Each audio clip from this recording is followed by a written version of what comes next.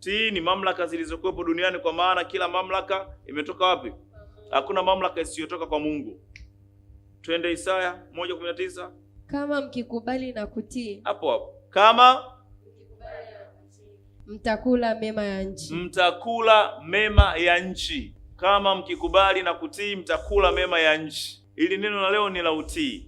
Haya, tuje kwenye soko. Iko hivi. Duniani kuna makundi makuu mawili ya watu. Kundi la kwanza ni viongozi. Hawa viongozi Mungu amewaweka na kuwaleta duniani, amewapaka mafuta na kuwatia nguvu ya kuongoza wengine hapa duniani. Ni binadamu lakini kama sisi, ila ni viongozi. Kundi la pili ni watu wanaotakiwa kuongozwa na viongozi. Kundi la pili. Ili uwe salama na ukitaka kuishi maisha ya amani na mafanikio, lazima ujijue katika haya makundi makuu mawili, mimi nipo kundi gani? Mimi ni kiongozi ama mimi natakiwa niongozwe? Lazima ujue katika haya makundi makuu mawili, mimi nipo kundi lipi. Ukishajua, utaishi kwa amani, mafanikio, kwa usalama, utastawi na utaongezeka. Hautaishi kwa stress katika hii dunia. Watu wengi wanaishi kwa stress kwenye hii dunia kwa sababu hawajui wapo katika kundi lipi. Mfano leo hai, hata dunia jinsi ilivyoumbwa, imeumbwa katika mfumo huo, katika makundi mawili. Kundi la kwanza ni ufalme wa Mungu, ambaye ni Mungu mwenyewe anayeongoza hii dunia, ndio kiongozi. Kundi la pili, sisi binadamu wote tunatakiwa tuongozwe na Mungu. Lakini Mungu amesema kwenye Warumi 13:1, tiini mamlaka zote zilizokuwepo duniani, kwa maana hakuna mamlaka iliyokuwepo duniani isiyotoka kwa Mungu. Mamlaka zote zilizokuwepo duniani zimetoka kwa Mungu. Kwa Mungu ameweka mamlaka hapa duniani kwa ajili ya kuongoza wengine, yaani ameweka viongozi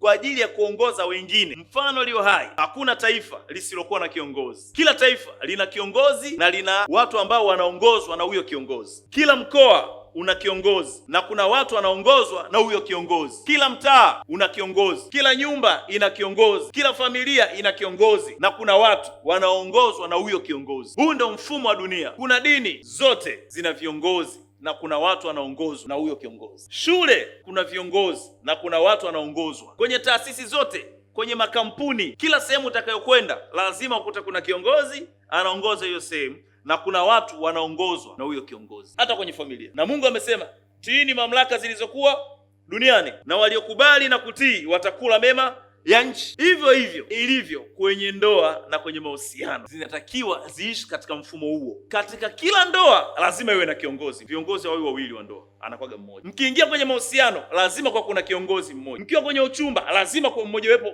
kwa wawili, lakini mmoja lazima awe kiongozi kwa kumuongoza mwenzie. Kabla ya kuingia kwenye ndoa ama mahusiano, lazima ujue nani ni kiongozi wa haya mahusiano baina ya mimi ama mwenzangu. Nani ni kiongozi? Nani ni kiongozi? Nani anatakiwa aongozwe? Ukiingia kwenye uchumba, ukiingia kwenye ndoa, ukiwa kwenye mahusiano, hicho ndo kitu cha kwanza unatakiwa ukitambue kwamba mimi na mwenzangu tunaingia kwenye mahusiano. Je, mimi na mwenzangu nani ni kiongozi kati yetu sisi wawili anatakiwa kumuongoza mwenzie, na nani kati yetu sisi wawili anatakiwa kuongozwa? Yaani ukijua hivyo, hayo mahusiano yatakupa amani, hayatakuja kuvunjika, hayatakuja kukupa stress, kwa maana umejua nafasi yako. Vurugu nyingi zinatokea kwenye mahusiano, kwenye uchumba, kwenye ndoa. Kwa sababu gani? Hakuna anayetambua kwamba nani kiongozi, nani anatakiwa aongozwe. Kila mtu anataka aongee, kila mtu anataka atoe amri, kila mtu anataka iwe hivi. Yaani ni vurugu. Kwa sababu gani? Hatambuliki miongoni mwenu nani ni kiongozi. Mungu ameweka makundi haya duniani, yaani hakuna kundi jingine zaidi makundi mawili, anayeongoza na anayeongozwa. Sasa je, wewe upo kundi gani? Yaani hao anaongozwa, yaani ndo ameumbwa hivyo, siku zao zote za kuishi hapa duniani. Na kama wewe umeumbwa kama wa kuongozwa ili uwe na amani na uweze kufanikiwa na uishi bila stress, lazima umtafute kiongozi wa kukuongoza. Lazima. Kama hujapata kiongozi na haujajua hiyo formula, lazima utaishi katala. Leo hii mabinti wengi wanapitia kesi hizo, na hata siku moja Mungu aruhusu kiongozi akuingia kwenye mahusiano na kiongozi mwenzie. Amna huo mfumo. Nani atamuongoza mwenzie? Lazima kiongozi amtafute mtu wa kumuongoza, ndio ataenda. Kama hujui hilo, utaishi maisha ya tabu katika mahusiano, katika biashara, katika kila kitu. Leo hii kuna watu wana pesa wanazitumia ovyo. Kuna watu wana mali wanazitapakanya ovyo, wanapeleka kwenye ulevi, kwenye anasa. Wengine wanaitwa mapedezio, wanatunza ovyo tu kwenye mabendi mpaka wanafilisika. Mwingine ana hela lakini anashindwa kufanya vitu vya maana. Kwa sababu gani? Yeye sio kiongozi.